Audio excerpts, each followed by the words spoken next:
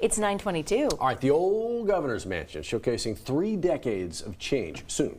It's an exhibit going to detail some of Louisiana's history in the 20th century, from like Great Depression time all the way to the Civil Rights era. It's a lot of history. It's a long time. So this exhibit will open to the public this coming Sunday, which also happens to be Free First Sunday in Louisiana. Joining us this morning is Executive Director of the Old Governor's Mansion, Sinella Aghasi. It's great to see you again. Thank you. Good morning. Okay, so let's focus on this. Sunday, we still have a lot of families in town. First Free Sunday, where all of the admission to all of our state museums are free. This is one of the many things that's great to unveil to people.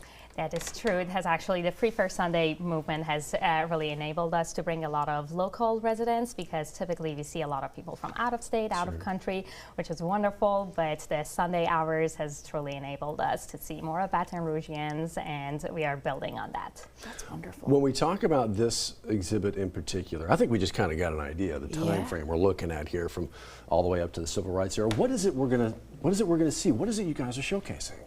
Right, so 3 Decades of Change is our brand new exhibition, curated by our curator, Joseph Rickey, and it focuses on the 3 decades that the mansion was used as an executive home. And we are focusing on the 3 important occurrences that were influencing not only people in Louisiana, but all across the nation, from Great Depression to World War II to Civil Rights movement, and how were Louisianans were affected by that, how were the governors who were leading this state, what were their choices, and we are telling those stories through the lenses of people in Louisiana. My goodness, that is incredible insight into the planning, the mission that time, and the architecture of that time as well. Who would have thought that on North Boulevard and everything around it would eventually come up around it? Obviously now the governor's mansion is moved closer to DOT headquarters, but some insight into the thinking then to build a home suit for Louisiana's leader.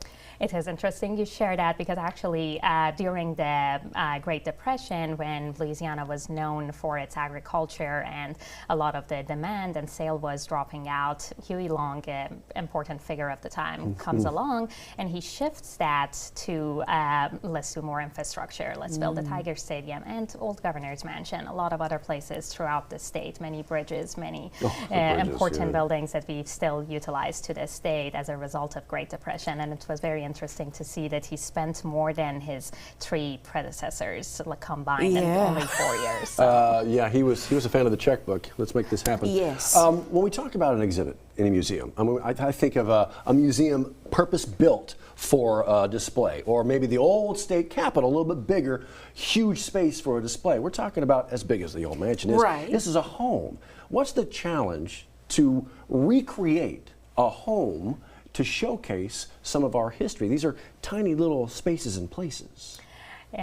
That's a very good question. And actually, you know, as a house museum, a lot of times we are seen as constant, but we believe that the stories that we tell, they don't need to be static. So we are always looking for the gaps, looking for what we can add to the museum. And we are keeping the rooms as they are, as the governors were living into them. So each governor gets a room, and each of them with their first ladies have a beautiful display. But we saw an opportunity to do more with the hallway displays.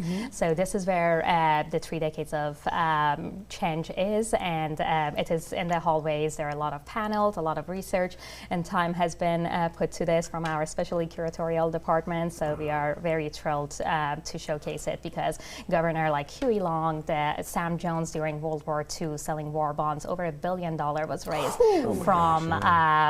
from Louisiana. So talking about a united front, and of course, how can we miss the civil rights movement and fighting for human rights? So there are the stories that people can learn, not just in the past, but we encourage the attendees to think about what Louisiana means to them in the future while reflecting. Incredible. Sunday, you can see this exhibit for yourself for the very first time. Sinella Aghasi, it's great to see you again. Thank you so much for Make your way having me. there. We'll see you right after the break.